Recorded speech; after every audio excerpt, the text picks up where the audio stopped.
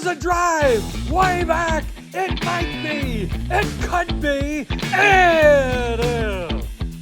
Holy cow. Welcome to another broadcast of Bricks Behind the Ivy. Here's your host, Jeff and Sean. Hey, Cub fans! Welcome to another episode of Bricks Behind the Ivy. As always, I am your host, Jeff Candid Cubs Rogowskis, and you'll notice right away, if you're watching on the video, that Sean Hot Stove Cubbies Chapin is not with me today, but I do have a special guest, Chris Mills from Mills Gaming TV. He's a variety Twitch streamer, storyteller, and role-playing bard. But I've been watching Mills for a number of years as I followed his MLB the Show content. I know he started Operation Sports, which is a sports gaming website that were a lot of different forums. They used to get just the writing rosters. For those who don't know, there used to be these large customizable rosters that were made by this small community on Operation Sports that got bigger and bigger, that made playing MLB the Show so much better by adding every minor league player, international league players. But that guy's been since hired by San Diego Studios, and his roster is part of the game. But that's how I ended up running in the Mills on Twitch. I'm so happy to have him here today so we can talk about MLB the Show 24. Thanks, Mills, for coming on. Oh, absolutely. Sorry, I was making sure I wasn't muted. Yeah, no, like I had to be super cleared up because Steve would kill me if he thought I took credit for this. I actually worked with the website and adminning the website and the forums. But Operation Sports was actually started by Steve Noah, Yes. who is legendary in the sports gaming community. He was one of the first ones that actually started working with developers from a forum. One of the things that a lot of people don't know is that Operation Sports was essentially like what content creators are now, is that developers used to reach out to Operation Sports to work with either members of those forums, who are now, a lot of them, working in gaming, or work with, the admins or stuff like that, try to get feedback on games before content creation really blew up. Yeah, it's really cool. And, as someone who went on that website nearly every day from parts of high school all the way through my mid-20s, it's very cool to see a website dedicated to sports video gaming. I, as a gamer, really just focus in on sports games, and very specifically, baseball games have been my jam since I started playing video games. Every video game console I've ever bought has been dedicated to where the best baseball game was and how I could play it as quickly as possible. I had a short little hiccup in my gaming career where I got an Xbox over a PlayStation and did not get on the show as fast as everybody else once it made those big steps in the late 2010s into looking like one of the most realistic sports games out there with all the attention to detail. But I got red ringed and I saw the light, and I ended up on PlayStation and have been playing MLB the Show for as long as they've been making it for PlayStation 2, 3, 4, and now 5. So I thought it would be cool to kind of take some time away from just the regular season as we're going through our regular Bricks Behind the Ivy content to talk about this baseball video game, MLB the Show, which I've been streaming some as part of a conversational element for the podcast to just kind of vent. We've been calling it MLB the Show therapy sessions, just playing the show, a Cubs franchise, and letting folks come on and just talk about what they just saw. And there's already been a few Cub losses this year that have required significant MLB the Show therapy. So it's a long baseball season, finding those outs when things don't go the way you want them, when you're as dialed in as a diehard as myself and Sean are, it becomes super important. But yeah, I thought it'd be cool to grab you, Mills, having streamed this game as long as I know you have, to kind of talk about the game. So I think the first thing I wanted to talk about with MLB the Show 24 is the gameplay. What do you think is better about the gameplay this year? And kind of, I guess, so we can talk about the gameplay in the perspective of someone who doesn't play MLB the Show and how accessible the different levels are. When it comes to gameplay, one of the biggest changes this year, I think, is like infield defense. One of the problems, and again, for layman's terms, is one of the problems that has bugged MLB the Show for years has been urgency. Yes. When you really think about infielders that are more lackadaisical, well, imagine that, but programmed into like an AI, like how that's working. Um, I think they've done a better job on urgency this year. We still see it at times, a shortstop staying back on a ball instead of charging, or a third baseman, catching a ball and tapping his glove 2 or 3 times and the throw's still a little late. So I do think that that's better. I also think there were a lot of animations added to playing the ball off the wall. Yes, absolutely. Again, we as you know, and as a lot of players that have played this game for years have known, playing the ball off the wall in real life is hard enough. Yes. In the show, there feels like there were not enough animations to take the angles away. Like the balls would just bounce by you because you'd be frozen. This year, I feel like they do a better job of that overall. And then the last one I would say is, especially with catcher being kind of, I won't say revamped, but worked on in the Road to the Show mode, where it's not as boring as it was in the past. I think that catcher animations have had a lot of work done to them too. I've even seen some sliding catch animations behind the dish for catchers trying to get to foul balls. So, I actually saw a ball that Adley Rutschman got by Adley Rutschman in my Orioles franchise. He went back towards the wall, slid to pick up the ball, and then threw it to third base from his knees. Oh, wow. And I was like, whoa, that's dope. Like, that's not something I've ever seen them do, even with high reaction, high fielding catchers. So it was really awesome to see, defense and those ratings matter in the game. So I feel like defensive ratings matter a little bit more because of some of those animations.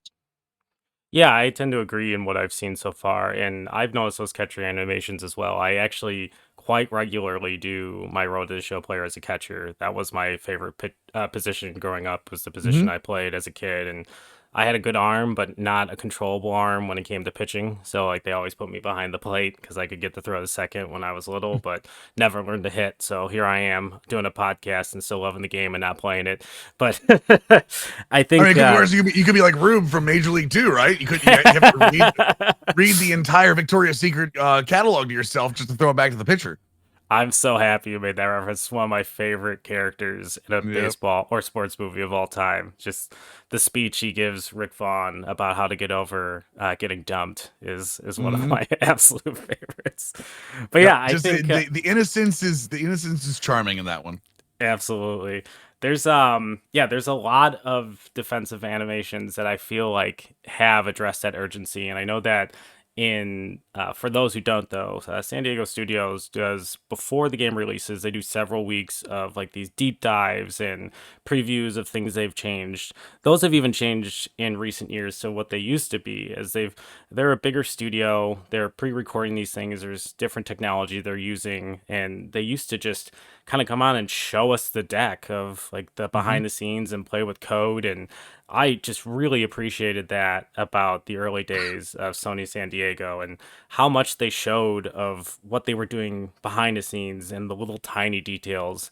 And I think sometimes that gets lost as MLB the Show is, cross-platform, has become a bigger game, that they're still that studio at heart. I still feel that in Mhm. the minutia and the parts of the game that I enjoy, but it just isn't presented in the same way, and it does make it feel a little bit different. It's like the small studio attitude with big studio money, but maybe not big studio money. But I mean, um, even though they're backed by Sony, like they still are one of the smaller development when it comes to personnel, one of the smaller studios, not only in Sony's cluster, but across sports gaming. I think they're about equal. They might be a little bigger at this point than the NHL team for EA, oh wow, but like they're not like a Madden team or like a FIFA team, which are at this point worldwide like phenomenons in terms of the scope that those games look at and the sales those games look at. The same way with NBA 2K. NBA yeah, 2K, you can barely refer to NBA 2K as a game anymore. It is no. it's a worldwide experience with what they do, not only in game but with their marketing being all over the world. No, exactly. Like as much as I like I associate Ramon with MLB the Show.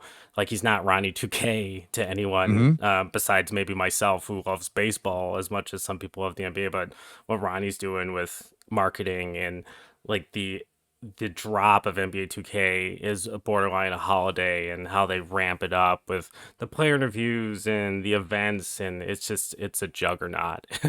And yeah, I mean it's a completely different conversation in that game, a game I do sink a ton of hours in. But yeah, Mm-hmm. MLB the Show's gameplay has been solid. I think one thing I do want to point out, so for those who do play the game, those who don't, hitting is always, I feel like, a conversation that comes up as different iterations of the game come out. And I think there's kind of two, I would say, issues that stick out the most to me when hitting in a baseball game, especially MLB the Show. Always is the PCI, the play coverage indicator, and also the results of said where the PCI is and where the ball is and hard hit contact. And in a game, I respect the idea that in baseball, if you hit a ball really hard, it doesn't necessarily mean it's a hit. Mm-hmm. There's so many statistics, the underlying information that we all know as big baseball fans makes that outcome, I would assume, on a computer generated basis, extremely hard to manage. And 2023, I know they had made a lot of changes to how the ball moved around the field to the hitting engine. And in 2024, I know that in one of their early developer streams, they had said, we're not making any changes. We feel like we're in a really good spot. How do you feel about that comment? How do you feel the hitting feels? And I kind of have I guess, a secondary question after I get that answer. So I think the hitting feels very good right now, depending on what you play. I think offline playing against the CPU, it's a very, very realistic engine. We have to remember the PCIs you've heard it, which if anyone listening doesn't know what that is, essentially the target. You use the left stick to point where you want to swing at. They've said multiple times it's not a bat. Yes. It's the plane that the bat swings through. So I think a lot of people, even to this day, and I'm guilty of it as well, you're not swinging the actual bat. So if you're in the center of the PCI, you're not necessarily there's some RNG there, some randomness still in that area.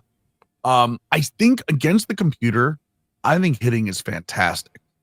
I think I think setting up batters, especially I play on legend difficulty, which the hardest difficulty, but I think on all of the difficulties, I think setting up the batters with realistic tunneling, realistic pitch tunneling, or realistic change of speeds, change of eye levels. I think you can do all of those things in this game versus the CPU very, very well.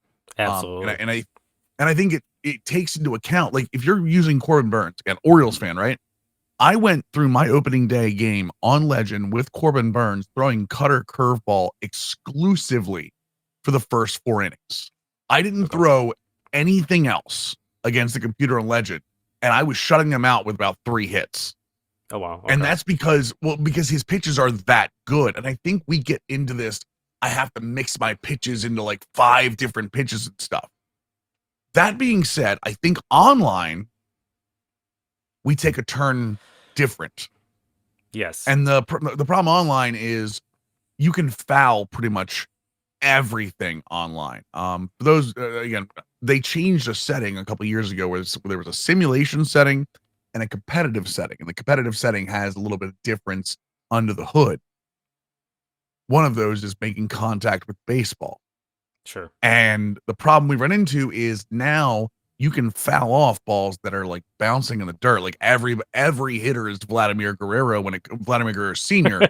when it comes to, yeah, I had to make sure I clear that up. Sorry, Blue Jays fans.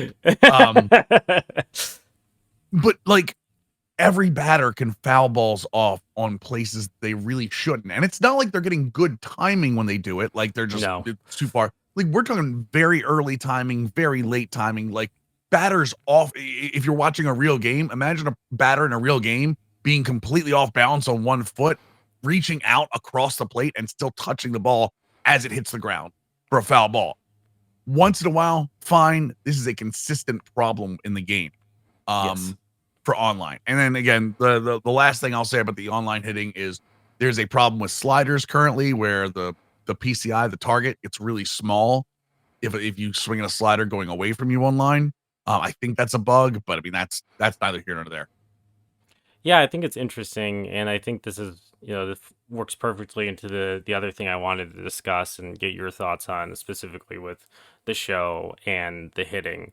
So I play actually a lot of couch co-op, like meaning I have my best friend from high school. We have played MLB the Show the same way for nearly 15, 20 years now. We both take a team, one in the American League, one in the National League. Anytime they play, we play those games. Otherwise, we sim like we're like the GMs. And then Mhm. we've added an element to it where we start the season and we make ourselves as an 18-year-old prospect. So then it's this added element of we're rivals on rival teams trying to win as Mhm. many World Series, and there's no money or anything. We're not Ipe. We're not putting any bets on this, but like the bragging rights of winning the most World Series in a year, or in the release of the game is a big deal. And as we've gotten older, and I have kids and like responsibilities, just like adults who game, like we all want to game more than we can, but Welcome. yeah, Welcome world. exactly. And but like every Friday night, my wife comes to my house and we play until I can barely keep my eyes open, and we do this franchise, and we try not to start over for the whole year that the game's out. So like we get through Mhm. like 15 seasons. But exactly what you said about online is a persistent issue. And when you're sitting next to someone and playing it, you can't strike them out. It's just Right. like our strikeouts have dropped to like 3 or 4 a game. And it usually has to do with maybe a transition from Kyle Hendricks to like Mason Miller, where you're going, like, you just need to adjust for a second for that velocity.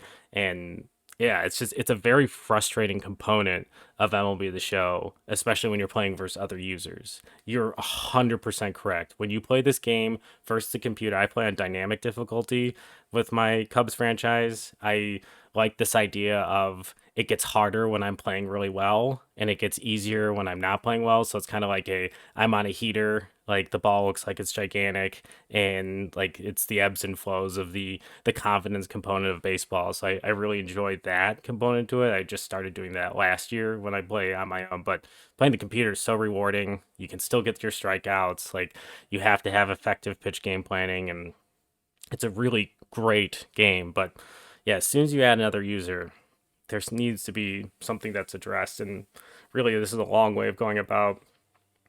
Do you think it's time for MLB the Show to change what the PCI is?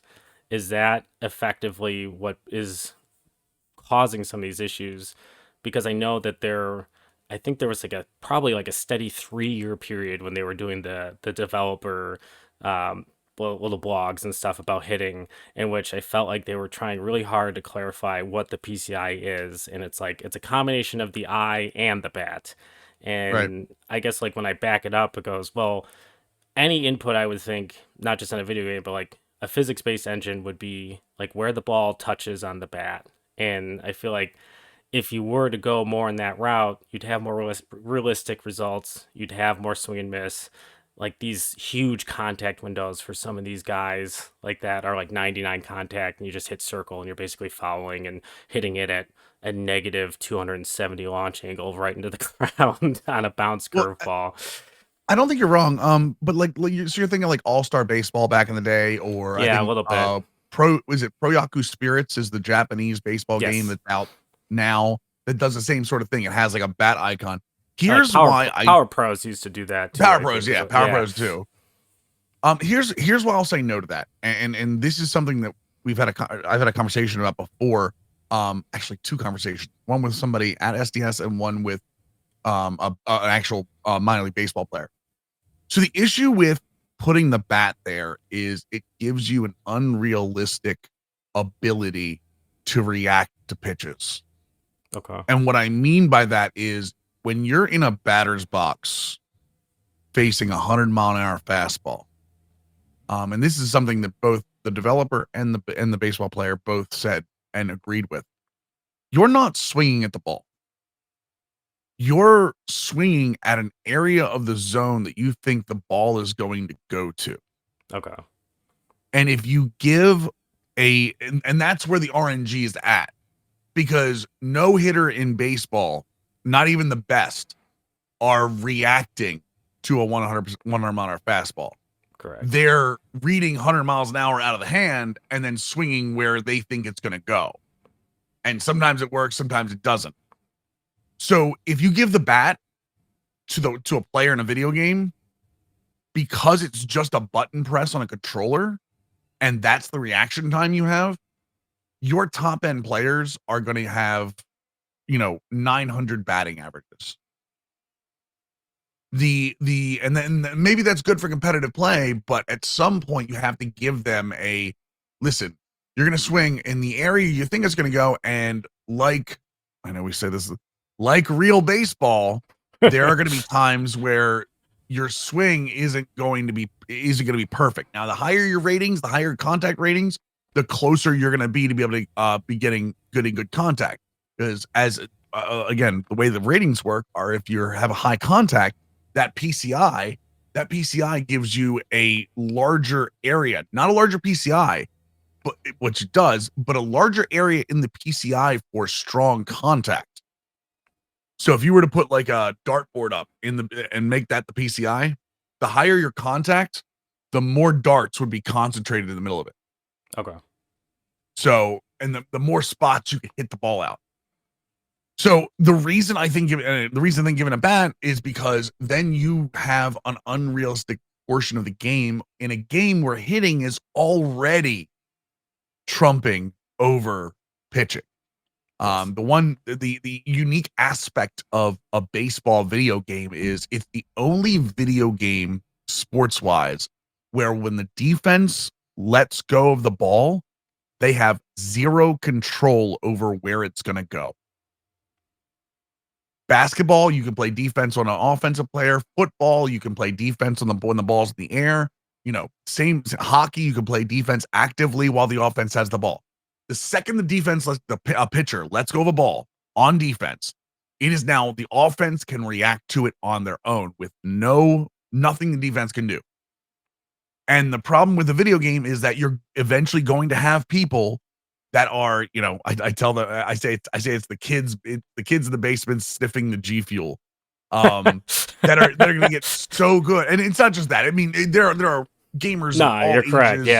Yeah, that are so good at this game that you're going to allow them to just essentially not be able to get out.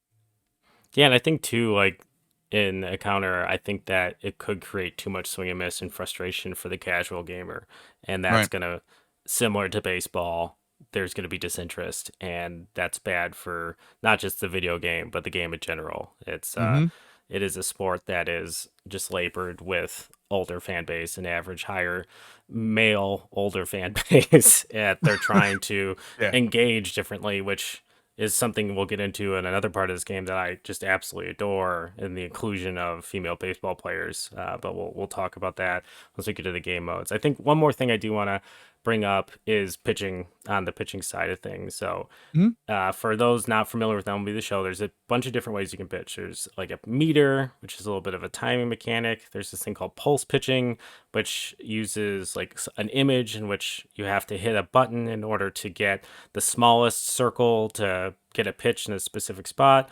And there's It's actually like a circle that pulses down, and Yes. when it comes down to its smallest point, you have to push the button.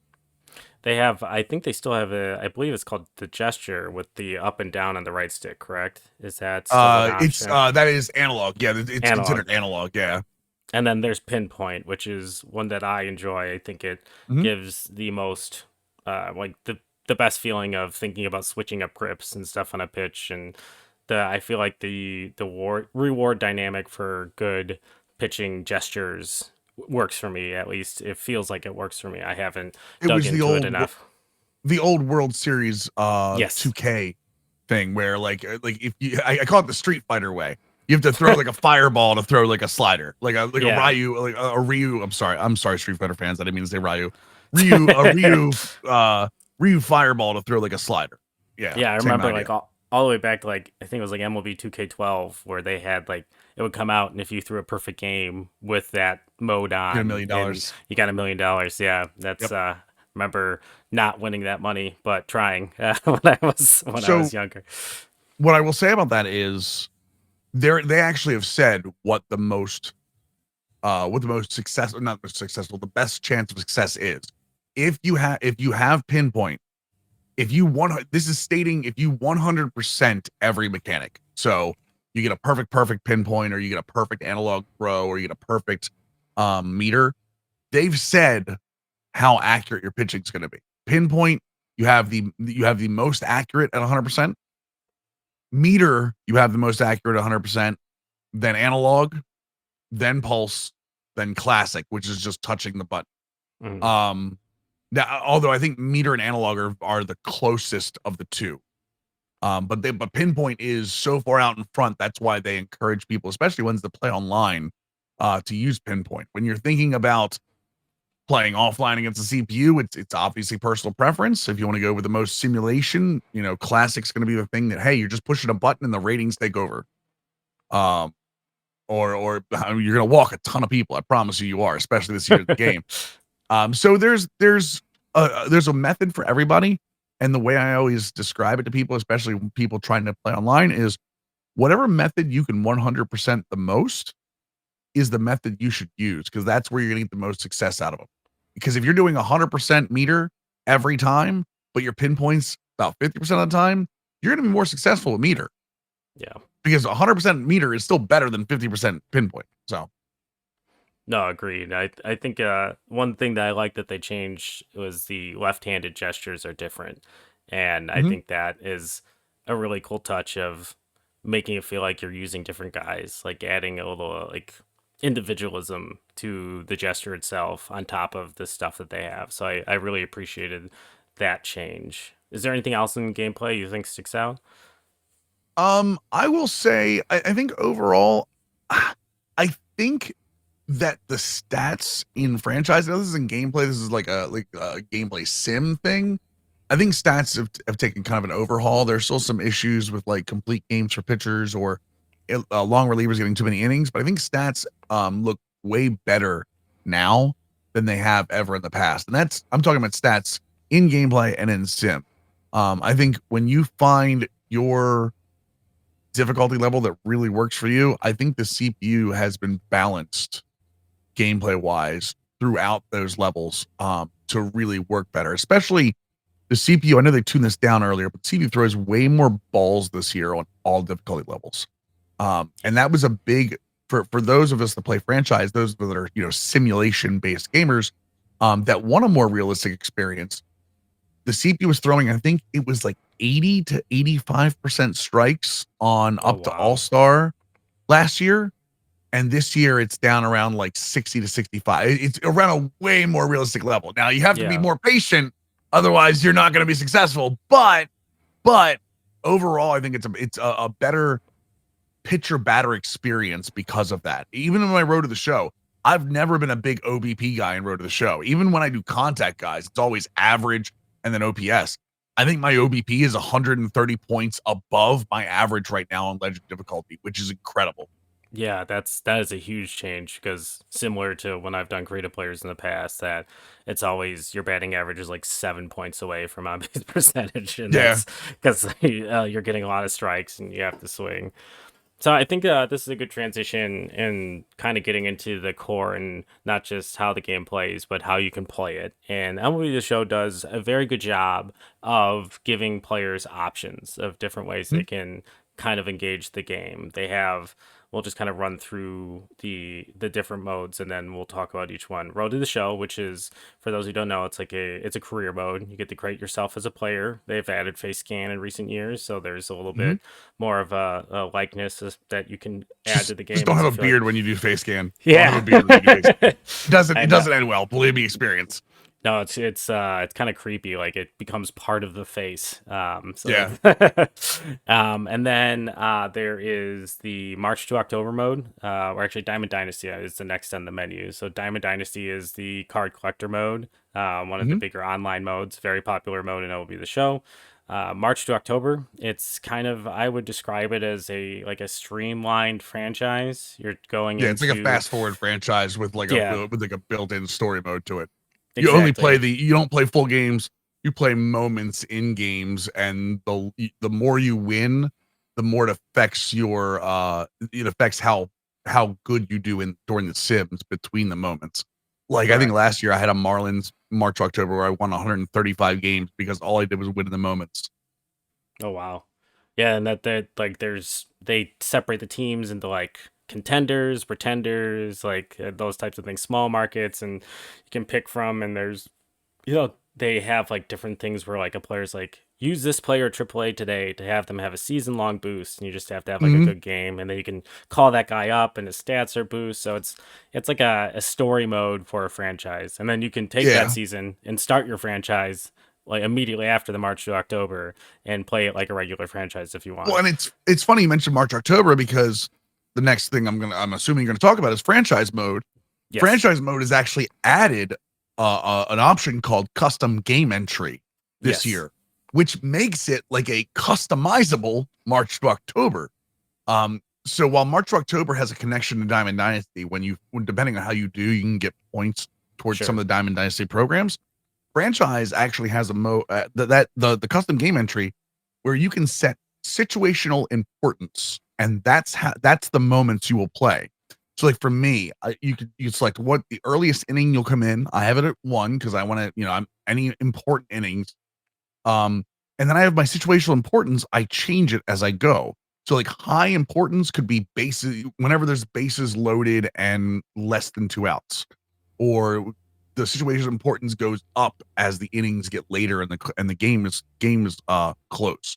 So under the hood, the game actually takes every single at bat in the sim, right, and gives it an importance level. And as long as you're above that importance level, it will insert you into the game, and as soon as you go under that importance level, it'll say, "Hey, do you want to finish playing the game, which you can do in full, or do you want to go back into the sim until the importance level rises back up over that level?" I think it's such a Um, huge ad for it the is. folks who are looking to do a franchise but not are just completely overwhelmed by the idea of 162 games, and Well, and it because lets think you as touch people, them all I'm sorry. without touching them all. It's a really just a huge ad, Well, for quality of life. it's like you said, because a lot of times when people are rebuilding franchises, you don't want to go through that first season of a bad, No. which you're going to have a bad team. You're trading your stars away. Like you're trying to, you're essentially the Athletics at this point, Yes. and you're doing your best to like just I'm going to slog through this. This gives a way for people to play multiple seasons and it not take weeks of their time. You can actually see prospects. I think I went an Angels franchise and we went 4 years in like 2 weeks on stream, Oh which is wow. crazy.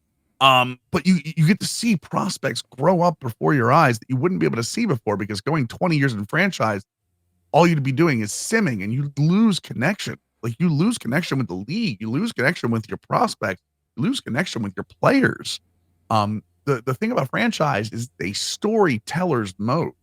You're going in there, you want stories told. You want to see those games when the Cubs come back. Bellinger hits a 9-run or a 9-run, a 2-run bomb to walk it off in the ninth. You want to remember those moments, and when you're simming, you don't get any of that. So Wow. this allows you to get into those games, touch really high importance moments. Still, you can still play games if you want. You don't have to use it. You can turn it on and off. You can adjust it however you want.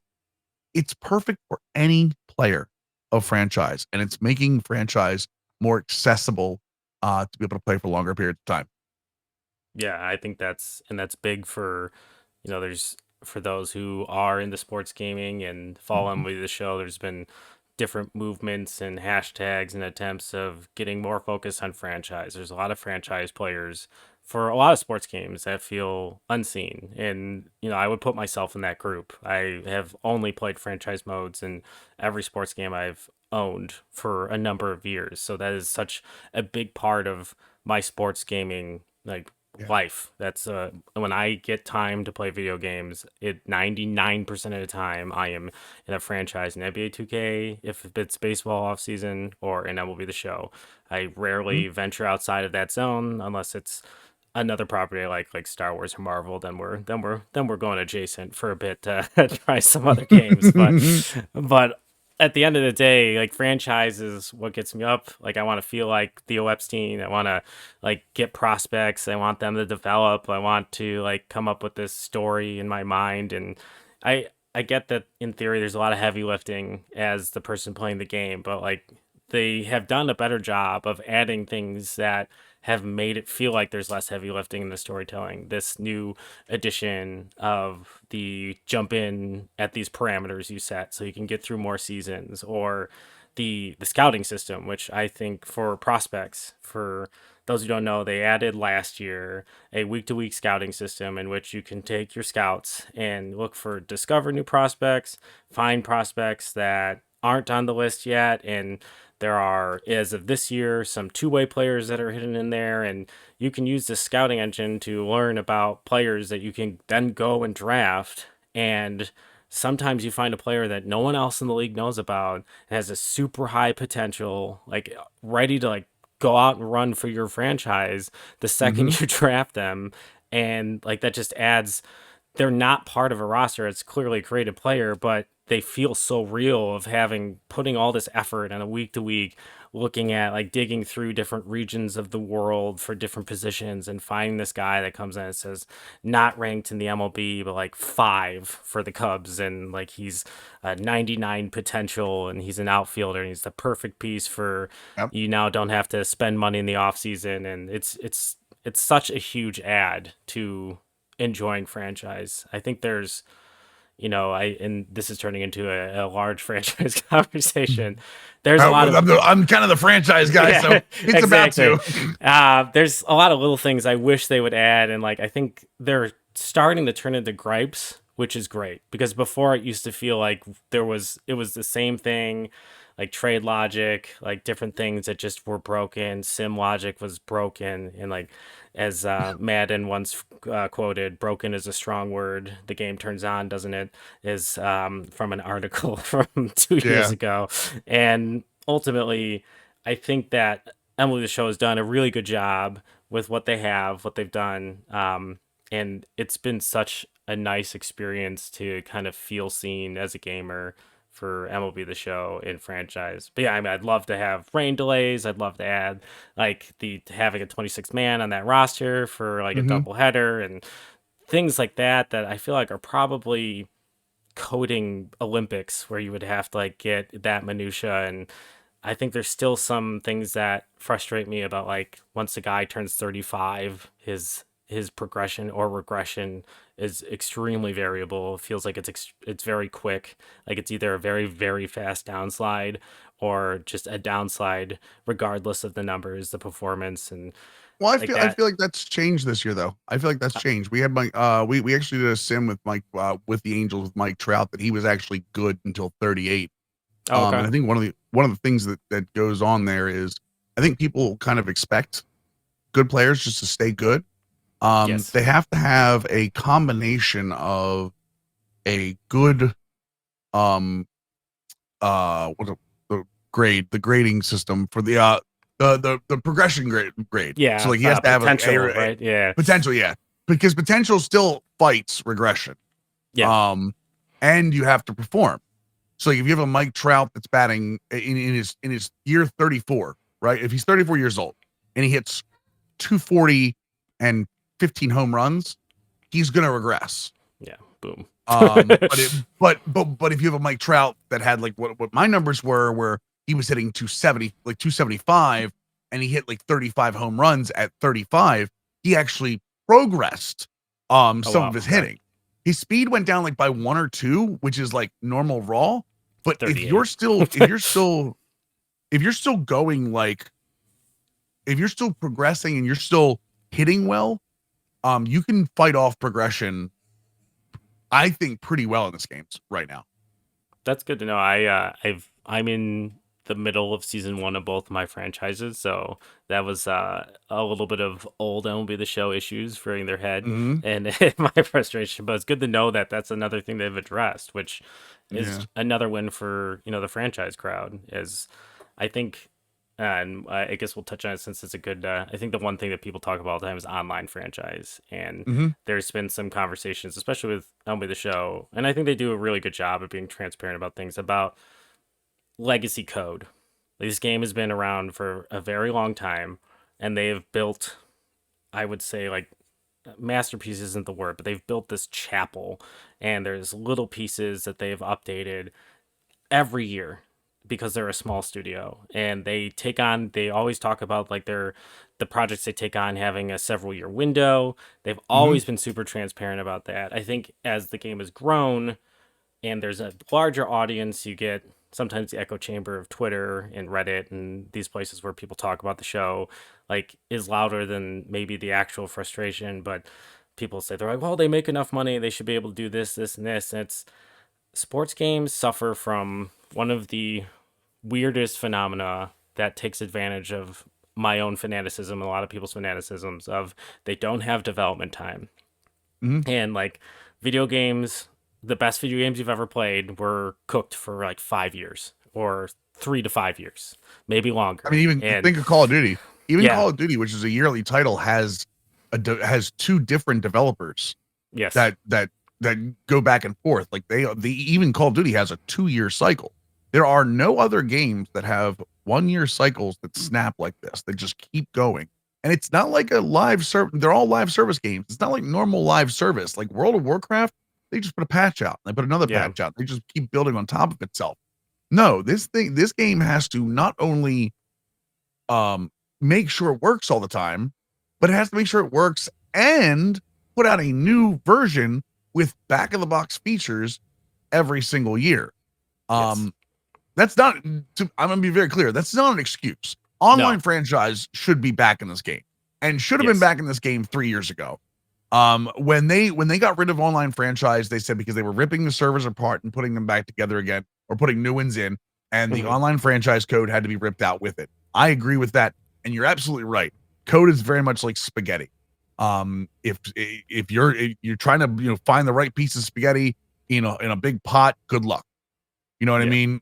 And that's the problem is that like one bad piece of spaghetti can ruin an entire dish. Same thing with code. One bad line of code can ruin everything. That being said, there are there is no excuse that they lost the crew that likes online franchise lost online franchise. I think it was 6 or 7 years ago. yes, And when it was taken out, they said to those people, "Hey, we're taking this out. We know you want it back. We will bring it back. We just have to get the servers in first." That was 6 or 7 years ago. You yes, don't make a promise like that, and they have the other problem is they haven't even addressed that. There's no, been no word, no address of anything there. That for me is a problem. And communication is something that SDS is very, very good at for the 2 months before release. yes, And all of a sudden, once the game releases, communication turns into something else, which is just like, hey, let's throw all the stuff on the main Twitter account. Here's the upcoming content. By the way, we're not really commenting on gameplay issues right now, or hey, we're not fixing gameplay issues, or hey, here's your online leagues that we. By the way, this slipped under the radar for everybody. Online leagues was not touched this year at all. They did bring online leagues back. It's not a franchise. It's like a one season thing that yeah. you can do in Diamond Dynasty. They didn't touch that at all this year. I'm So not surprised. and they kind of got out of the line of fire of that one very very because that's a very small crowd. They get very vocal when they want to be. And to be fair, let's be honest. Most of the communication that happens on social media isn't really worth listening to. I Yes, know a lot of people that are on social media are going to hate me for saying this, but we live in a very, very large echo chamber that is not the larger player base. Most social media accounts for somewhere between 2 and 4% of the entire player base of any game at any time. I'll say this: any major game at any time. So a lot of the yelling we do, most people that buy the game don't even hear that. So no, and that's I think that's something I try to. I worked in insurance for a very long time, so my whole life was reading claims, and I underwrote medical malpractice, so like hospitals and doctors and stuff, and started mhm. to get this weird fear of doctors because it's like look at all these mistakes they make. My wife's a nurse, and she told me she's like you are looking at the 1% bad outcome. Mhm. Remember that every day, and I think that every time I log into Twitter, that is the first thing I think. I'm like, these are all claims. Every one of these things are claims. It's the 1% bad outcome. Like there's a lack of, and it's people who have that 1% finding a like-minded 1%er of, Mhm. and then they get trends and these things. I've seen like headlines and stuff on Twitter as it has shifted, and this is maybe an Elon thing, who knows? But like the Cubs won or lost the other night. They blew an 8-0 lead, and my news banner on the right on Twitter said Cubs win 8-0. So clearly, someone had put out a story on Twitter Mhm. before they had gone to bed, assuming the Cubs would finish the game winning 8-0. Or they were, And or was it? I think that whole bar might be AI based. But let's be fair. yes, I mean, like sports is the same way. Let's for me to bring, since I took it off topic, let me bring it back to topic. Sports is the same way. Like we have this incredible. Let's talk about the Shohei Ohtani situation, right? The Shohei Ohtani situation where his interpreter gets picked up for gambling or illegal gambling, right? yes, The first thing social media does is, oh, Ohtani must be part of it. It must be in this. There's no way Ohtani's talked about this guy as like his best friend. There's no way Ohtani's not a part of it. And this guy doesn't make millions of dollars. Ohtani does. Like, oh, he's using him to launder money. Of course he is. And by the time social media is done, Ohtani's a gambling villain. yes. Until today, when the FBI comes out and goes, Ohtani had nothing to do with it. He was actually a victim in all of this. Like, Oh no, like but the FBI is covering it up with Major League Baseball and like. and again, there we go. It happens the same way. So the same thing happens all the time. The same thing. Jackson Holiday gets sent down. I'm an Orioles fan, by the way. For those of you who don't know, Jackson Holiday gets sent down. Yeah, I mean, I'm saying, so Jackson Holiday gets sent down day one instead of breaking with the big club. Social media, it's service time manipulation. It sucks. You know, it's blah blah blah blah blah. You know what the real reason he got sent down was? And it came out because he just got called back up. He got sent down because 5 of the first 10 games, analytically, were against, they mapped it out. Were against left-handed starting pitchers, and they didn't want him to start off have it struggling against lefties, which is what he was doing in spring training. In AAA, they mapped out what the starting pitchers were going to be, and he was going to face like 2 lefties and a bunch of righties. And he's back up now. There was no service time manipulation because he's eligible for a full season. Correct. Tony Kemp, I'm sure there was a little handshake deal with Tony Kemp because Mike Elias was back on the Astros back during the whole Tony Kemp, when Tony Kemp was coming up through their system. So we're like, hey, you know, we'll get you a deal. You'll get paid. So be it. Tony Kemp was the fall guy for that. So be it. We're to the point where like, but social media was convinced, oh no, they're just trying to screw Jackson Holiday out of all of this. Yeah, because it's a smart idea to screw your number 1 overall prospect, right? No, exactly. So, and there's so many different avenues now with different parts of the CBA that help there's incentivizes teams. Maybe not. We don't need to go down that rabbit hole. Like, but right. It's different, and there's obviously precedent with Chris Bryant coming with a grievance about the service time manipulation, and like, yeah, I think teams, the league is smarter than that. We as fans should be a little smarter than that. So I did not know that about him. I think that's brilliant because you get this young guy, he's going to knock his confidence down, and that's not a great way to start the season. Let's tie it back to MLB the Show, because franchise mode, one of the things they added this year was the prospect, what's it called? It's called PPI. It's the prospect promotion incentive pick. Yes. It's, so this was the whole rule about if they get their extra, there's a bonus pool for your team. You get the extra year of arbitration. If you call a rookie up and he's up within the first 10 days, or he's up within the first 10 days of the season, and they win Rookie of the Year in their rookie season, or they win, or I think they're in the top 3 of MVP voting in their first 3 seasons, you get a compensatory pick at the end of the first round. So it's a high pick. It's not like a 5th round pick. It is I think it's pick 31 and 32, because the Orioles and the Diamondbacks have that this year because of Corbin Carroll and Gunnar Henderson. So like, again, social media doesn't know about these things because it was a very silent rule that people didn't really talk about, but there's incentives to have these things doing. So, I mean, again, I don't want to get to the social media thing. Yeah. I know we're talking about them with the show, but like all of these things we have to see past the little pinhole that is social media sometimes.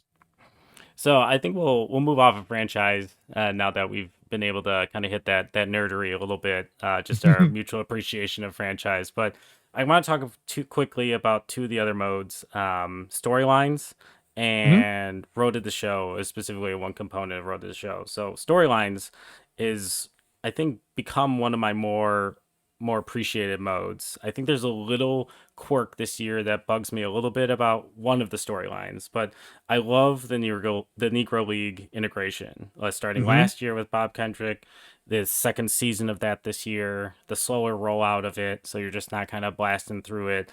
It's such an important part of the history of baseball, and I think as a society we're acknowledging these records and learning about these players.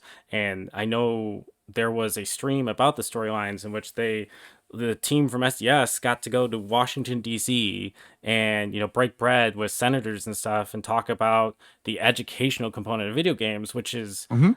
such a huge deal when you think about the nonsense and the noise that gets tied to video games when violent events happen, like talking about Yep. the positivity that video games brings. And it's such, for me especially, I always describe baseball as a soap opera, and having someone watch 15 years in, they're just not getting the whole story. Like they're going to Mhm. be able to catch on, but they're not getting the whole story because like every interaction in baseball has a historical component. Like there's like past matchups that could be like adding flavor to the story. There's maybe like Jackson Holiday, like it makes you think of his dad and how good he was with the Cardinals and the Rockies. And like there's this huge story of baseball that I think a casual fan that, especially in the TikTok generation, picking up the game is not getting.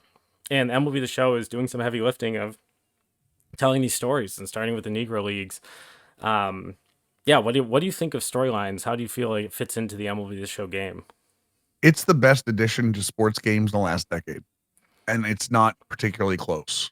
Yeah, I Um, tend to agree very it strongly with is that. it is essentially a virtual museum Yes. for not only the Negro Leagues, but obviously they added Derek Jeter storylines this year too. This is the opening of a door for MLB The Show and MLB in general. MLB is the Major League Baseball is a real problem with, younger fans. Introducing fans to the history of the game, it tends to be a quote unquote boring game, or people don't really respect the history of your official video game talking about the Negro Leagues, talking about Derek Jeter. You now have opened it up to talk about any part of history you want to. They could talk about any superstar in history that they want to. And what you are eventually going to have is you're going to have a set of video games, 10, 15 down the road that are going to be a walking virtual museum that you can go back to at any time and relive all of that. Bob Kendricks is the perfect Bob Kendrick. Bob Kendrick is the perfect person to tell those stories. Yes. I've said this all the time. I know this is a cliche, but I would listen to him read the dictionary, and I would be enthralled. I would be enthralled by letter X. I would be edge of my seat. Um, I even think Derek Jeter they did a great job sitting down with Derek Jeter and having him tell the stories of like him coming up, or um, God help me, the Jeffrey Mayer incident in the playoff that really started that late 90s Yankees run. That's what really turned them around with Jeter, when Jeter hit that ball. Mhm. It is kind of crazy to really not for me relive that stuff, but I've already seen people talking about like their kids will sit down and start talking about the Negro League and ask questions about Bob Gibson, and Yeah. ask questions about Satchel Paige, ask questions about like Larry Doby, people, Tony Stone this year, a female player in the Negro Leagues. They're now adding female players to Road to the Show as well, which I'm sure we'll talk about. Like Yeah. all of these things are essential pieces of baseball history that we are getting further and further away from in our lives, that aren't really told anywhere. Like obviously the Negro League Museum is in Kansas City, but not everyone goes to Kansas City. Now you have a huge virtual museum built into a video game that, like you said, we get so many things about. Grand Theft Auto is violent, COD is violent, all this other stuff. You have a positive piece of a video game that, again, like you said, they went to Senate and Yeah. sat down with senators and was talking about, hey, look, this is what video games can do. And it's such a positive piece of this game, of the industry. It is 100% going, when we look back at this in a couple of years, it is going to be one of the most impactful ads, not only in sports games, it's going to be one of the most impactful ads across the video game industry because Yeah, it's turning the tide. and it's they do a good job with the story. Like they're very well produced. It Mhm. is very much it gives me the feeling of like playing a movie. Like Yep. here's this thing you're seeing, and then you drop in and you get to do it, and it's such a cool experience. Especially, I think the Jeter stuff is really well done with like the train map and like hearing his interviews and the set piece they built of him being on the train. Like the whole like Yep. integration of New York and the subway system into that was such a cool thing. And as someone of the age that saw like his whole career, Yep. and as a Cub fan who had to watch years of playoffs without the Cubs in it, like you learn these stories of the Yankees and like the Diamondbacks finally like kind of slaying Goliath in that 2001 World Series, and like just the like what that team was and how good they were and what he was and how he was a part of it. Just I think it piques interest for anyone who plays this game into like the Hall of Fame. I don't think that's a place necessarily that a casual baseball fan would like go to a different part of New York to go see, but like you see Right. this Hall of Fame player and you play it and you're like, hey, maybe there's other players I don't know about. Can we go check that out? Or there's more opportunity here to tell those stories. And Yep. I guess the only gripe I'll have with it is Derek Jeter was on the cover last year, and it just felt like such a missed opportunity to like have the combined package of his storylines with like his special edition of the game. Like I love the Jeter element of it, but I'm like, man, like if we could get that, I have the Jeter box displayed over here. He was Yeah. one of my favorite non-Cub players for a long time, but like it just felt I was like, oh man, like if this could have been it when he was on the cover, that would have been a little cooler. But like I still appreciate the work that went into it, and like my wheels started turning with like players they have like rights to through Diamond Dynasty and stuff, and like the 98 home run chase, like they were Mhm. talking about like the steroid era and like hitting parts of baseball history that's pretty recent and like it's just right in my wheelhouse, which is one of the things I love about Diamond Dynasty is like grabbing players from like eras that I'm very attached to and then learning about players I had no idea existed from older eras, and it just they're doing a great job there. Well, they're gonna be able to I follow, like you said, any player. Do you pick a player's career, pick a team, like you said, the Red Sox. The Red Sox Yeah. coming back from so many years. Hell, the Cubs. Yeah. Like the Cubs World Series run when the Cubs finally became, they weren't the lovable losers anymore. You know what I mean? Like Yes, they all had of like those a things. storylines called like Curse Breakers, and they did the Red Yes. Sox, and they like that would be so cool. Or like Well, and that's the thing flip is the like script and like plays the Guardians in that World Series and win it, like that type of thing. yep. Well, Yeah. telling those stories is so important to baseball too. Yes. Like it's a key part. Baseball, above all other sports, is a historical game. It is about history. History is what drives the sport so often.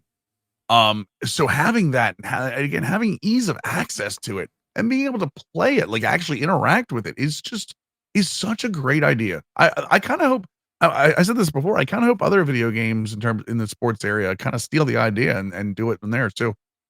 Yeah, I think NBA 2K like did a really good job of having the eras in their franchise, Yeah. their association But they're mode. not they're Yeah, they're it's not they're there. talking, yeah, you're playing through that, but they're not, like, telling any Correct. stories, you know what I Yeah. mean? Like, I liked It. with the Jordan. I think they did a great job with, like, the Jordan, when Yeah. they had the Jordan cover and they did the Jordan, like, stories. Those are good. Yeah. So, one last thing before we move on to this topic. Road to the Show. We're not going to touch much on Dynasty. It's a card Yeah. mode. You know, like, depending on your interest in that, like, it has lots of different options to play that. There's free to play ways in which you can, like, not pay to win type of situation. You know, like, they've changed the dynamics of that a little bit. Don't necessarily want to go down that rabbit hole, but there are a lot of cards you can grind for, and there's cards you can play for. It's really how you want to access it. You can play it offline, you can play it online. Um, it's a good mode to check out. It's one of the better card modes out there. Things have shifted. Like enter at your own risk, know what you're getting into, but you can enjoy that mode without spending money. You absolutely can. There's a lot of Mm-hmm. cards to be had. There's a lot of dream teams and uniforms and things you can build. I personally have a Bricks Behind the Ivy themed baseball team this year that I've been using on Diamond Dynasty, and it's just been super fun to kind of incorporate that into the game. But the last thing I want to talk about is Road to the Show, specifically Mm-hmm. the addition of female baseball players. Like, this is Yes. such a big thing for the game. I think it's long overdue. It's one of those things that gets added and don't read the comments on stories because people can be inherently awful. But I have a Social media. daughter.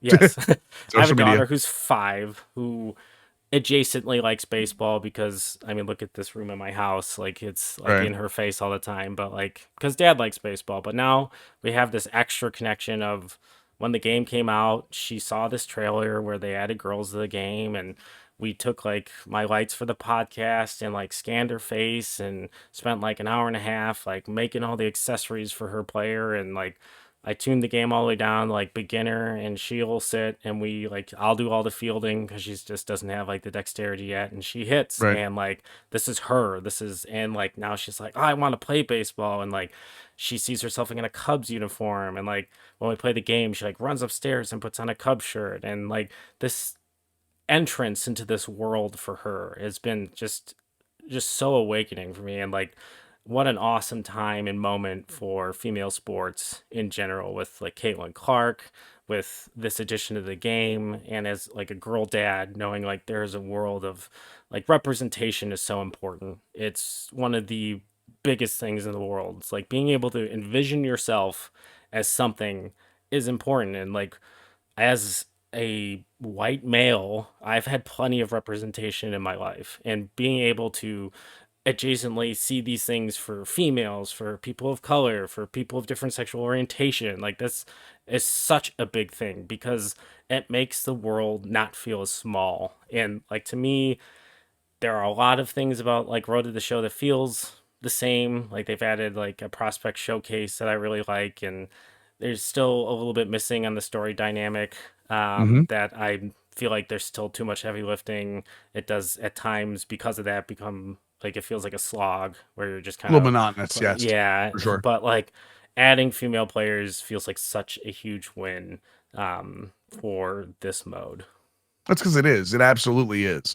Um, we strive for the world one day where representation isn't a word anymore. It's just normal. Yeah. And doing things like this build towards that. Allowing a sport that has been old boys club dominated for so long. And you see more of it nowadays. Melanie Newman is a commentator for the Orioles. She's their normal play-by-play voice on the radio. Hmm. There are a lot more women getting into baseball now, in terms of like into the sport, like breaking through barriers. There's even, I think, Division One has a female pitcher now. Yes. We're much closer. We're much closer to having female players in Major League Baseball than I think anyone thinks. Um, Women are becoming more athletic, in terms of closing that gender gap that male Yes. and female have had for so long. And again, it's like I said, representation should not be a word. It should be normal. And the best way you can see that is if you went in social media, you can see people, oh, women are in the game, blah, blah, blah. Social media was that. Ask anybody in real life that saw this and was like, hey, my daughter loved, like you said, I've heard so many people say, my daughter loves this. My sister's getting involved in the game. Like, my mom sat down and watched for a little while because there's actually one of the more important parts of this is the male and the female road to the shows. While they follow a track of going into the combine, the draft combine, and like a prospect show and getting drafted, the male is 18 years old, coming out of high school, doing all that thing. The female is a narrative strengthened piece, Hmm. where you have like your friend, your Yeah. friend of yours that you played against in college that are getting drafted in the same round. Some I think you drafted the same team. Their story based as it goes, and it was important. You mentioned the Derek Jeter storyline last year. It's important that the Derek Jeter storyline didn't come out last year because the Negro Leagues being involved with such a platform. That's true. I think this is the same thing, where the female road of the show had to be different in its own way. You couldn't just be like, "Hey, here's a player mom," because that's lazy. That's not representation. That's, "Hey, let's just shut them up." That's not what that is. Yes. So, Correct. and they went in and they built an entire storyline based on you being the first two female players to ever be drafted into the Major League Baseball, and I think that was important, and I'm very happy they did that. Again, this MLB the Show team knows what they are. They know they're the official game of Major League Baseball. They know they're going to be the official game of Major League Baseball, and the only one for a very long time, because other teams, other companies aren't making baseball games. It's No. Sony. That's it. So they know that they have a weight on their shoulders that they have to carry.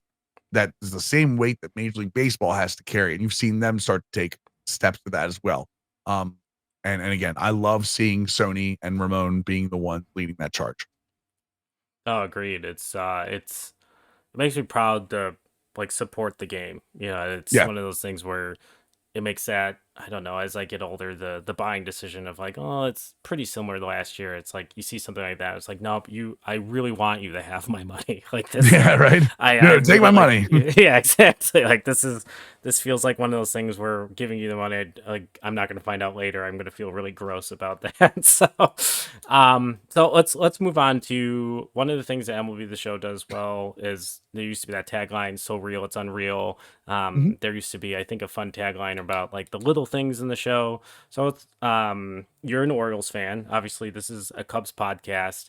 I wanted to kind of just like I'll start off with some things I see in the show that are very attached to the Cubs, like very specific Cub things that happen in the game that just kind of helps you like get absorbed into the world. I think like that's one thing MLB the show's little details have always done is kind of the old joke when the game had first started getting in the upper tier graphics of like, oh, I used to walk by the TV and I didn't know it was a video game. Like MLB the Mhm. Show with angles and things like that, I think does that a lot better than a lot of sports games and has done that a lot better than some sports games for a very long time of like this attention to detail. So like for the Cubs specifically, I think like there are a number of things that are specific to the Cubs that are probably more difficult to add to the game, but I think Wrigley feels so genuine in atmosphere. Some of the crowd noises that they've changed in this year's of like people getting excited. Wrigley feels very loud at big moments of the game, and the crowd reacts way more appropriately than in years past. And it is all a special privilege to have Boog Sciambi as the play-by-play guy on marquee for the Cubs all the time, and him being the voice of MLB the Show.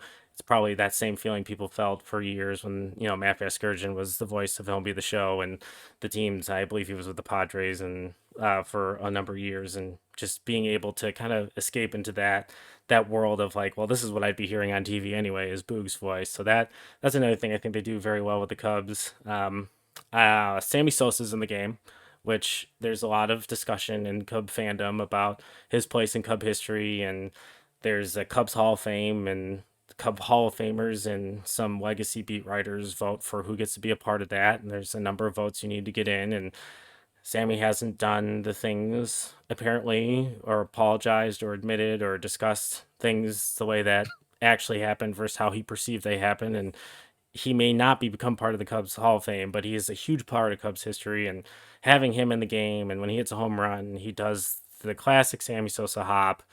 Every Mhm. time I see that, like I'm in third grade again, it's 1998, and I'm seeing him hit just massive home runs as he chases after McGuire. It's such a cool little thing. In the franchise, one of my favorite things about the MLB The Show franchise is every year when you start in April, the ivy is brown. It's not on the wall, and It changes as it goes. yeah, Yeah. as the summer progresses, it gets darker, and it's such a little detail, but I love that. I'd love to see like a W flag and things like that, but it's not like a priority. It's not losing it for me, and I do miss features. There used to be a feature in the game called Sound of the Show, where you could add like your own like TV music and stuff. People would put these packages together, and you could download them and assign them to players and ballparks and things like that. But they've added like really good in-crowd noise for Wrigley. There's a lot of organ music. It just feels the feel of it, especially with how good the PS5 sound can be if you have the setup correct and the right sound system. Just turning up the noise and just feeling like you're sitting at a ballpark, but you're actually playing the game. It's a really nice feel. How do they do a good job with the minutia and the Orioles? Yeah, for sure. And one of the things that they've done this year, they went through all of the team like specific celebrations. Um, and we see those like the Mariners have like the trident and the crown Yeah. and like things like that. The Orioles actually have last year they did the it's affectionately known as actually they're bringing it back. They already brought it back last night. They're affectionately known as the dong bong. But it's the homer hose, which is essentially a funnel with water anytime they had a home run. Well, they made a whole thing about it at the park where anytime they do anytime they go to the second base, they do the sprinkler. Well, they do the sprinkler in game, and they actually do it even if you're playing Diamond Dynasty. If you have an Orioles player in Diamond Dynasty, anytime they did double, they zoom in and they do the sprinkler at second base. One of the cool things that I found out, and I didn't find this out right away, when you bring Felix Bautista in, and they do this with a couple of closers in the game. They have closer presentation this year. Yes, I've seen that a lot, and I like it. So you bring Felix Bautista in, and what Oriole Park does is they'll shut the lights off and they'll start flashing the lights around the park, and they play Omar from The Wire, his whistle. Okay. So it's do do do do do do do do, but it's him whistling it very creepily. Well, if you listen in game as Felix is coming in, it's not pushed into your face. It's in the background with the crowd screaming. You hear this like he's actually walking out. That's really cool. It's so cool. And one of the things that I love is that closers are kind of getting their shine now, and that they've kind of bought into the presentation era. Even with Edwin Diaz and like Timmy Trumpets and stuff like that. So Yeah. I love seeing that MLB Show, especially with something you probably don't get to see a lot, especially first year. I feel like Bautista's hurt the first year. Like you're not going to see that, and they added it anyway. I think one of the things MLB the Show lost for a couple of years was the little things. I think they started focusing on online, which again, you have to grow your online crowd. I have no problem with that. They started focusing on online, and they lost the thing that made them great, which was the little things. Yes. Operation Sports, everywhere, even Reddit used to have a thread of the little things that MLB the Show does well. I think they're finally back to that. I think they're finally back to understanding. They do different presentation packages now. If you are on a national game, you have the MLB the Show official scoreboard or scorebug. But if you're on like a regular game, they have different scorebugs depending on where you are in the country. So like for the Orioles, it'll be like the Show Mid-Atlantic, or if you're like in Seattle, it's like the Show Pacific Northwest. It actually is like PNW, like Pacific Northwest, and it's colored per bright. If they wear their City Connects this year, because the City Connect jerseys in game, it changes the logo on the scorebug, and it changes all of the team colors throughout the stadium to match the City Connects, which I think is such a small thing, but it even changes it on the main menu. So if you're looking at the calendar, whenever you have a City Connect game, it changes your logo for all over the menu for the franchise. So again, I think for the longest time, I don't know if it was direction over there, managerial direction, whatever it was, I think they lost that feel of the little things, and I think they're finally getting back to that. Yeah, and it is who they are. Like to me, that's what I think of the most when I think of MLB the Show. So like regaining that identity to me is such an important thing for them going forward is hitting those things. And yeah, I think I guess like I really hadn't noticed it until you mentioned it. Just I felt like there's a lot of adaptable little things like the sounds of the show and stuff that have disappeared over the years. And sounds of the show went away, but I will defend them on that. That's not their fault. It's when they went to Xbox and when they went to PS5, the structure of the way saves work on PS5 and Xbox, it stopped them from doing year-over-year saves, which was one of the things people love doing, and it stopped them from doing media that you could play in game. because the save files can't be accessed. There was something about the way the media is accessed. It's unfortunate. That's never something that's going to come back unless they Yeah. change, unless another console changes the way it accesses things during games. That's good to know because I think that's something that I see a lot that people talk about that's Yeah. missing from the game. But yeah, I think they have done just a really good job historically, and it was nice to see some of those things come back in this year's version of the game. That every time you kind of stumble upon one, it's always, to me, it's like this Easter egg you find in a Marvel movie where like, oh my God, like somebody thought of this moment that I know because I've watched enough baseball and like Mm-hmm. put this in the game. It's just such a cool thing, such a nice little thing. So we're gonna go in instead of like a structure review, we're gonna use just a strong baseball metaphor of kind of ranking things we like about the game. Single, double, triple, home run. Home run Yeah. being our most favorite part of the game, obviously, and single our least part. And then we'll kind of have a little curveball here of the developmental list of things we think need some work or an idea that like needs to be implemented or we think would be cool to be implemented. So we'll start with single, and I'll kind of get started with the single component. Um, I used to really like March to October.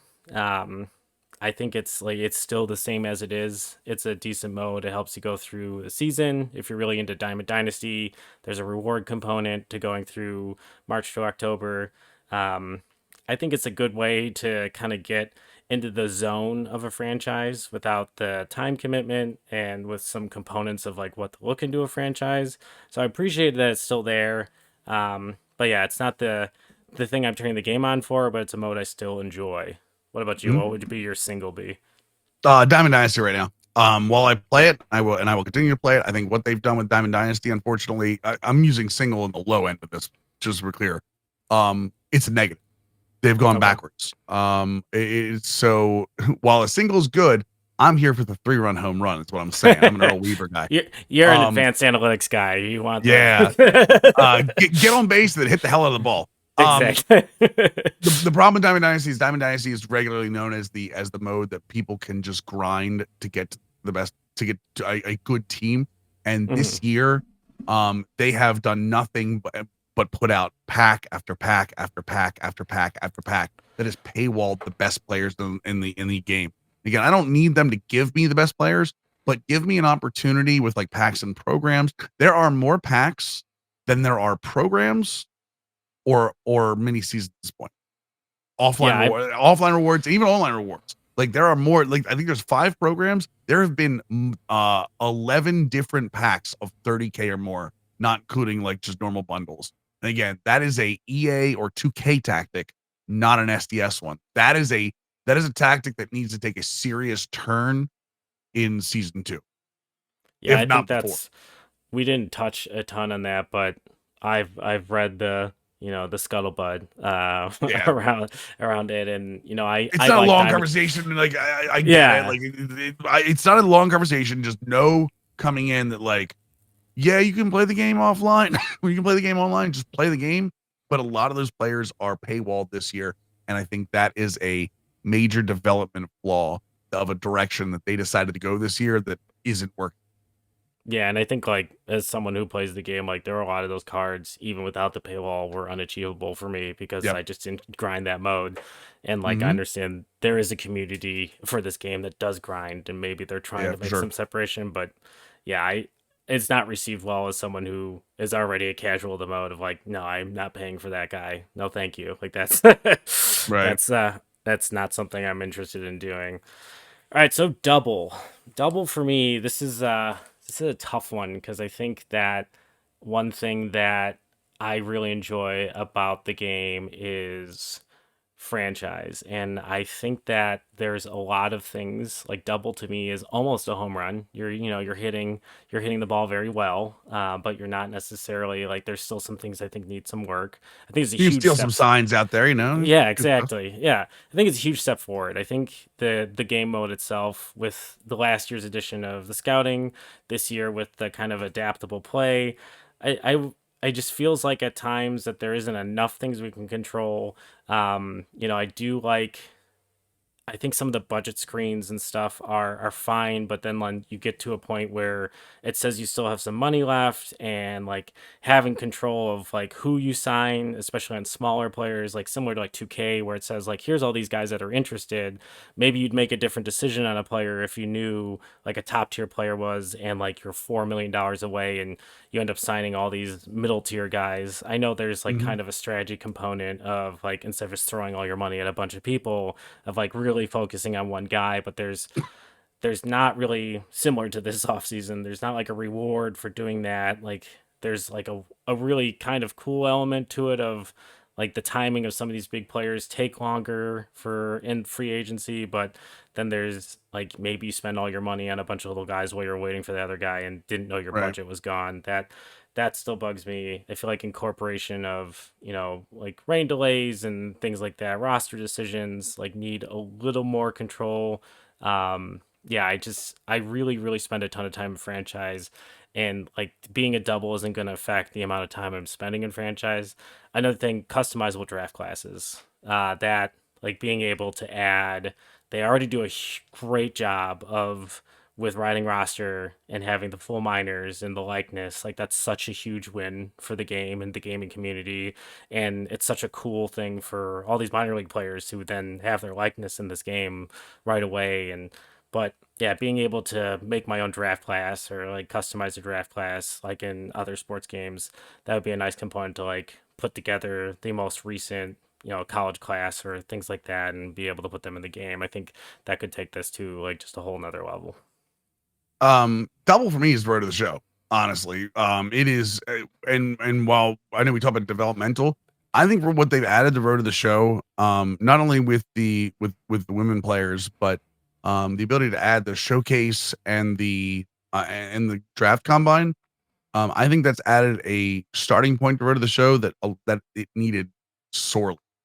It's gonna fall back. I'm gonna bring road to the show back up in development because there is a path now for it.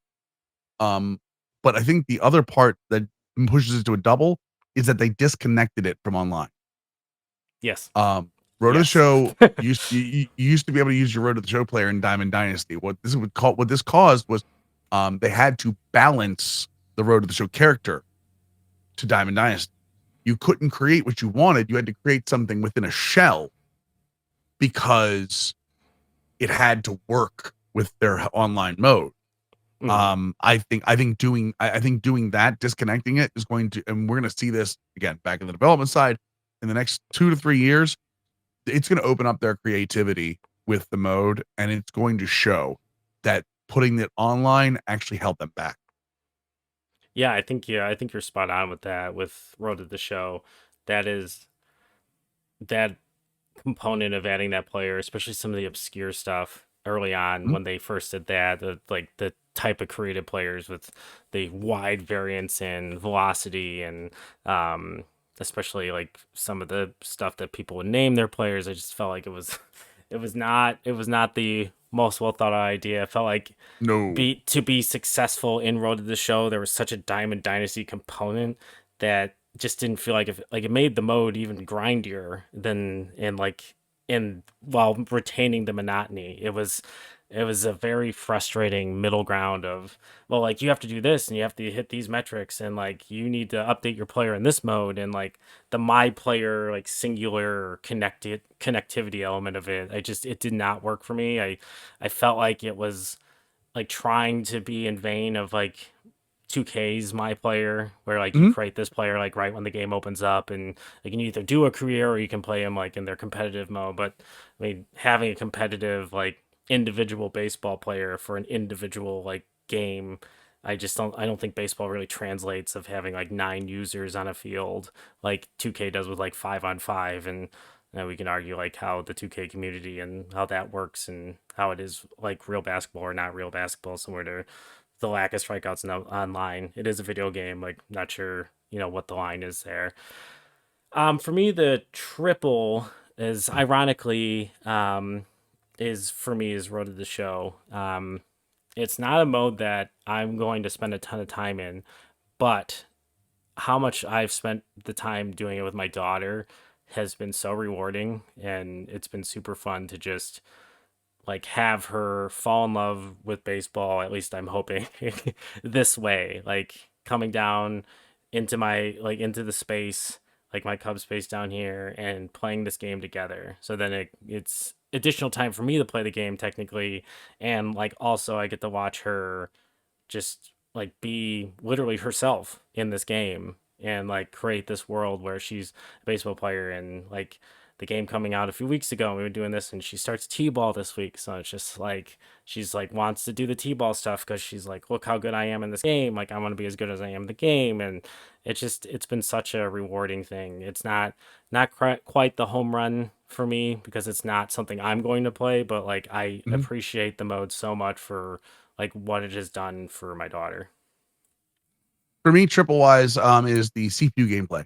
I think the tweaks they've made to the CPU actually in game have made the game immensely more fun. Um, Especially the pitcher batter matchups. Baseball is all about pitcher batter matchup. I think the way the CPU handles the pitcher batter matchup on both sides has made the game so much more realistic on the simulation setting. It has made it more fun to set batters up. It has made it when I get beat, I know why I got beat instead of before where it's just like, hey, I threw this fastball. Like I feel like that should have gotten by. It doesn't feel like the CPU are superhuman on Legend. It doesn't feel like they're pushovers on Rookie. Like it feels like they're more balanced on every difficulty, and I think it shows, and I think it helps. Honestly, I think it helps teach the game a little bit more too for people to play against a computer. You know, it's interesting as we transition to home run. That's my home run is the gameplay. I think Yeah. that there's been a lot of strides in animations. There's still a few things that I think are less common. There, I've seen one like triple wall touch, as some in the community would refer at the like the ball, the player having to touch the wall a bunch of times before they make the throw. But it was when a guy was kind of jogging in the second. There wasn't a play to be had, but it was just Right. frustrating seeing it.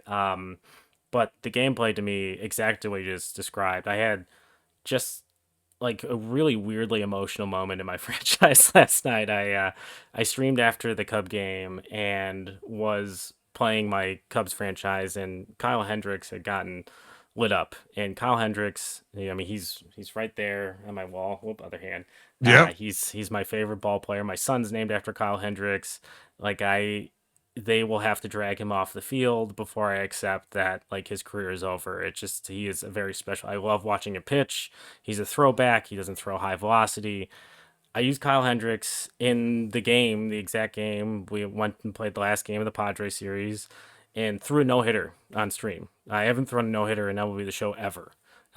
Like, I played this game for a really long time, and the only ding on my resume was I struck a guy out on a curveball I buried by screwing up the gesture because it was getting late in the game. And I like knew the Hmm. situation, and playing on stream is a little new to me. I feel like it's like doing Excel formulas with someone standing behind you.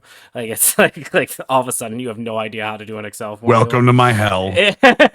Like so I was like, oh god, I buried this thing, and like the ball just like rolled away, and it was Tatis, and he got the first base because he was really fast. I was like, it's just I'm like, oh my god, I'm like, this is how I'm gonna lose the perfect game. I'm like, oh no man, I'm gonna blow it in the ninth, and it's like 115 pitches, and like just having the like on Twitter as we build this podcast, like coming to Kyle Hendricks, like coming to his defense, like three starts from a veteran in April, like too small of a sample size, and like having this moment with a digital version of him and using the tunneling that I know him for, like sequencing the fastball and his sinker and his changeup, and then like get ahead of guys with like a get it over curveball. Like he doesn't have a great curveball, but like it's a fourth pitch to mix in there every once in a Right. while, just keep him guessing. And to throw this no hitter was just it's like man, the gameplay interaction, like the batter, like pitcher, like battle feels so good this year. And for someone who gets time to time and plays the computer a lot, like that's so appreciated to be able to like escape a real life loss and use this game as like baseball therapy and still feel like it's real enough that like I'm not going to win 162 games and I'll know exactly why and still have these really special moments. My home run is twofold. It is the storylines, both Derek Jeter and the Negro Leagues. as long as they have storylines in the game, it will always be a home run for me. It's just anytime you can teach the game, I'm all for it. But my biggest home run is franchise mode. And it is mainly because of custom game entry. Custom game entry has allowed me to never touch March to October again. I can't stand March to October. I could not stand March to October when it was released. I didn't like it because every time I won, I felt like the Sims completely skewed towards me. Whereas franchise mode, it doesn't matter how well I do in the moments. Like the actual Sims are still realistic Sims. I can play how I want. I can play when I want. I can play, a week's worth of games in, 15 minutes, or I can player lock on a prospect in the minors for a game. I could, come back up, play a third home run for Pete Alonso in my Mets franchise right now.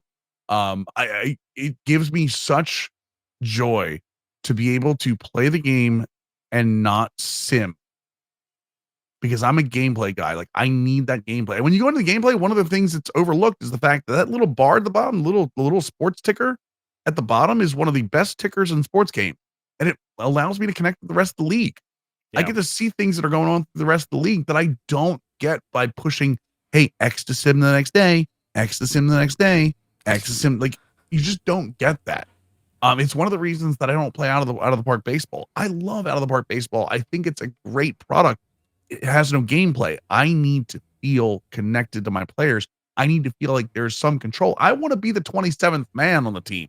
Like, I want to be the one helping the team win. I don't want it to be they're winning because I put them there. I want to help them win. And custom game entry has done that for me. Custom game entry has absolutely changed franchise for me. I've already played more franchise hours wise since release in 24 than I played the entire 23. That's big too. That's big. I think, I think I spend so much time in franchise. It could be terrible, and I'm still going to do it. I'm still creating my stories. And the thing is, for me, if they don't give me the tools to storytell, I'm not I need tools to storytell. I can storytell anything. Believe me, I can talk. That whole when I told you about the bard thing, like self-proclaimed bard, like that's what I pride in myself in. I don't pride myself in my gameplay. I don't pride myself in in my educational content. I pride myself in the fact that I can tell a goddamn story, and that's what franchise. And that's what franchise mode is telling stories. But if you don't give me tools to do that, like if all I'm doing is pushing the sim button, like, it doesn't do anything. No, that's fair. And like, that's a really good point about March to October too. It's just the like huge skewing of like, I did well, so here's like 9 fireballs, and now you're not going to lose a game for like 2 weeks. Like, that's just like, that's not how baseball. Yeah, that's how baseball works. But like, I always saw March to October. I weirdly had hoped it was, and this is going to be my developmental list is a perfect transition. Online franchise, like we've already discussed it. It's got to come back.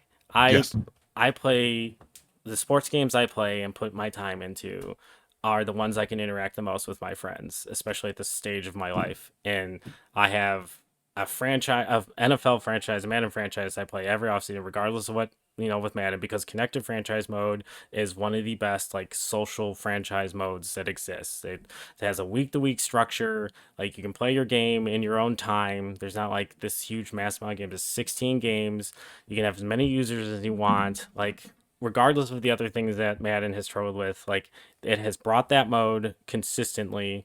Yes, sometimes the servers have been terrible, but it's brought that mode consistently enough to me that I do that every year with my friends. Every time baseball season comes around, all I want is that mode for baseball. That's all I want. It's all I think about. And I always thought that, I thought March to October was like an entry for that. Like, it was going to be like this structure where it's like, here's these 7 games, and like you play your 7 games and hit advance. And like, I was like, oh, I kind of see the menus, and like that's where I thought I was going. It did not. And that's like, I just want online franchise. The second it was connected onto Diamond Dynasty, you can say it's not. Yeah. And that's unfortunate the way that it happened. But March, October, the second you take a franchise mode, split it to 2, now you have to worry about 2 modes. Yeah, no, sorry, that's not. And one of them is connected to your online cash cow. Yeah, no, I knew what was going on as soon as they did that. And I was told multiple times, don't worry, March, October is going to be like the new franchise mode. It's going to be like, there's going to be options and stuff. And they do some stuff right. The free agency game and the trade game, like those things are all like well done, but they're well done bite-sized pieces that took literally nothing to do. And then they popped it out and they were like, okay, well now, once you're done a season, look at all the cool things you get from Diamond Dynasty because of it. Maybe you should go try that instead of, hey, look, you got this cool season. Like maybe you should go back to franchise. You know, and now you see that they're going back to franchise, like I said, with a custom game entry, with generational two-way talents, the way they updated the scouting, the way they updated the draft classes, like all of these things are being changed as we go. So, and you can see the focus back on franchise mode, which is my developmental thing now, is that the focus is back for the game. The focus was on Diamond Dynasty for about 3 to 4 years. You could absolutely tell that's what happened. What happened was they wanted to make whoever was in charge wanted to make an online game. That's what they wanted. They didn't care about the other stuff because the other stuff didn't make money after the initial purchase. Now the management now can you can see franchise is getting updates. Road to the Show is developmental for me in this way because now that they've taken it away from Diamond Dynasty, now go outside the box for me. Open your minds up. Show me how creative you are as developers. Show me that creativity you had back in the mid 2000s, like with Road to the Show. Yeah. I love what you did with the women's side. Give me narrative points on both sides. I don't want on the rails. I don't need long shot from Madden. I don't need a playable movie. That's what storylines is for. But give me motivation to play Road to the Show past the combine and everything. They're right now. They miss a lot of that. So that's my developmental. My developmental is keep your focus on franchise. Keep doing what you're doing with franchise. Upgrade Road to the Show past what you've done. You've already shown us, hey, look, we disconnected it and we added this combine. Now, show me your next step. Show me that you're committed to continuing to do that. And for what? And my last developmental point, whatever you're doing, Diamond Dynasty, whatever banker came into your office and decided it was time to try to extort as much money out of your audience as possible. Look at me when I say this. You are not EA. You are not 2K. Your game will not hold up through that. Okay. No. Come July is college football time. Yeah. College football. The new college football game comes out in July. They're going to lose a lot of Diamond Dynasty players if they don't correct course from a pack heavy vote. Yeah, I mean, like just the competition itself, even if it weren't as state, is this is like a borderline event. Like, but I've been give me college basketball back. That's a completely different thing. But college football, I'll take it. Like the finally having that, and that was before Madden, and you play through your college season, and then you could import that draft class into your Madden game, and like just. I'm not saying that's what's going to happen. We don't have a ton of details just yet, but we don't have any details yet. Just super excited to see what that is. At least this first run and on a next gen system. Yeah, just really looking forward to that. So let's take some time, just real quick. You're a big Orioles fan. If you're from that area. What are you thinking about the Orioles? What do you think their ceiling is? And maybe take some time to like kind of advertise your stream. This is the year for the Orioles to take that next step. It feels like almost like a common cliche of the young team that's really good that makes the playoffs and gets wiped off the face of the planet the first opponent they see, and that's what happened with the Rangers last year.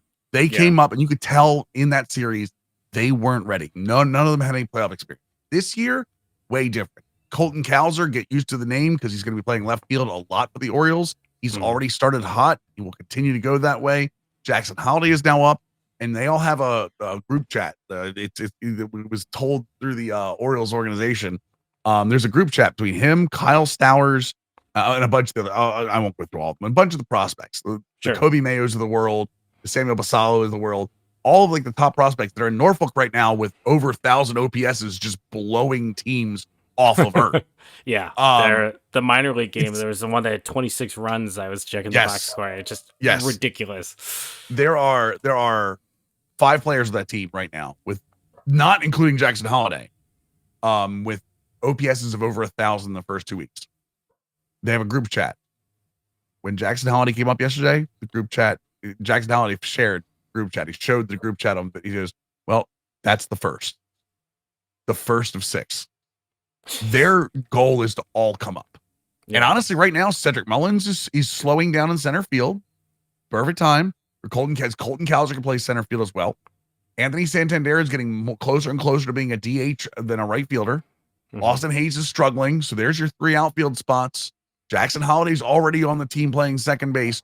Jordan Westberg is one of the unluckiest hitters in baseball to start this season. And he hit a 425-foot bomb in Boston last night.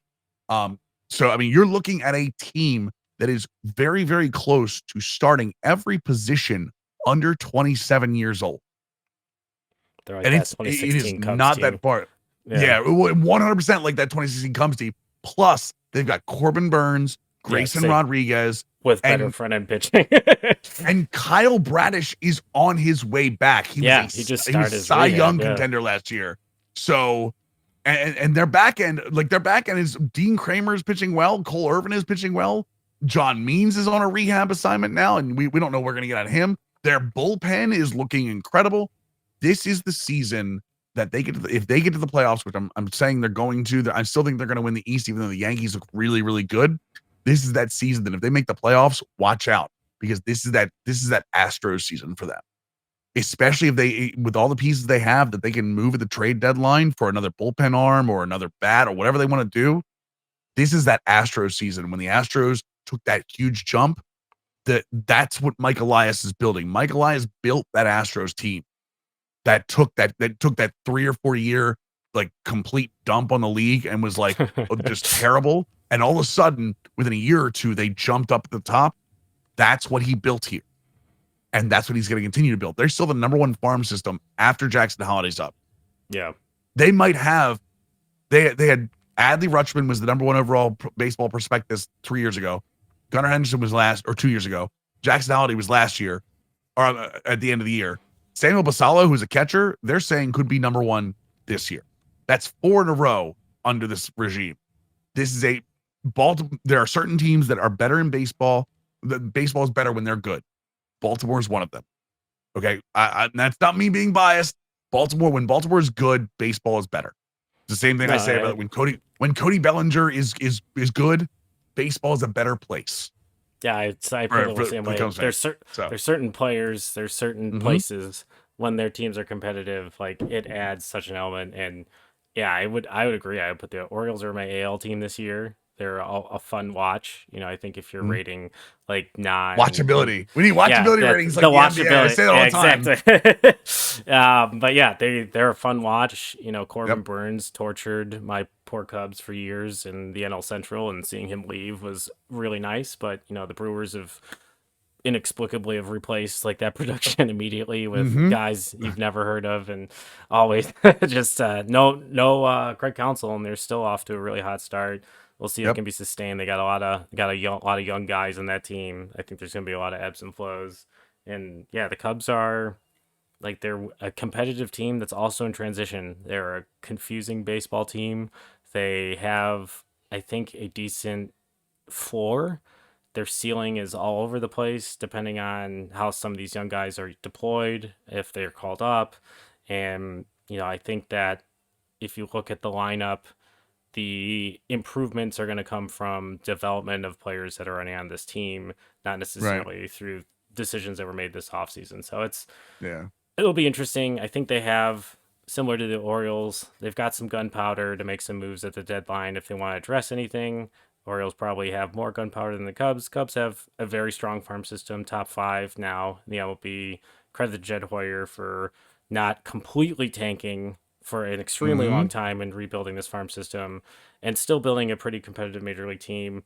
I think, the frustration amongst Cubdom is the valuation of the franchise and the lack of interest of going over the first competitive balance threshold, which is, that's a conversation for another day, and that's another reason to tune in to all the episodes of Bricks Behind the Ivy as we continue to dig into this season and hope the Cubs finally return to the playoffs in what has felt like a long time, but as a longtime Cubs fan, it's really not a drought when before 2015, I could count the number of times the Cubs made the playoffs on one hand. So we're in a very different era of Cubs baseball as fans readjust to new expectations.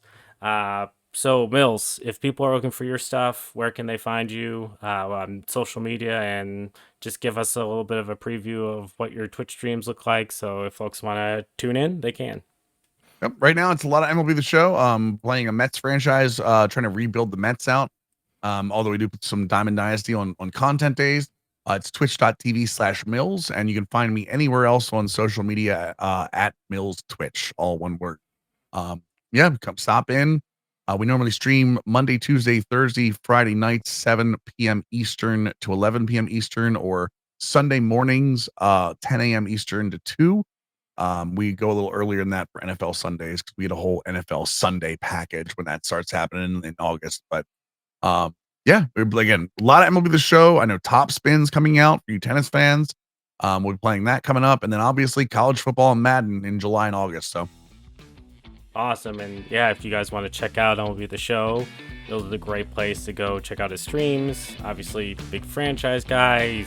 It's really about the storytelling of the game. You'll get a really good feel of what the game is like if you still haven't purchased the game, or if you just want to watch the game like sometimes I do when like late at night because I'm weird. Just there's no baseball on, so sometimes I turn on Twitch. Like, go check it out. It's worth it. It's worth the drop in. Thank you so much, Mills, for coming on and talking MLB the Show with us. If you're looking for my stuff, you can find me anywhere as at Candid Cubs, including Twitch, Instagram, X, all the places. We also have a Reddit community that we're trying to build to have week-to-week interaction as we plan our different episodes of the regular season.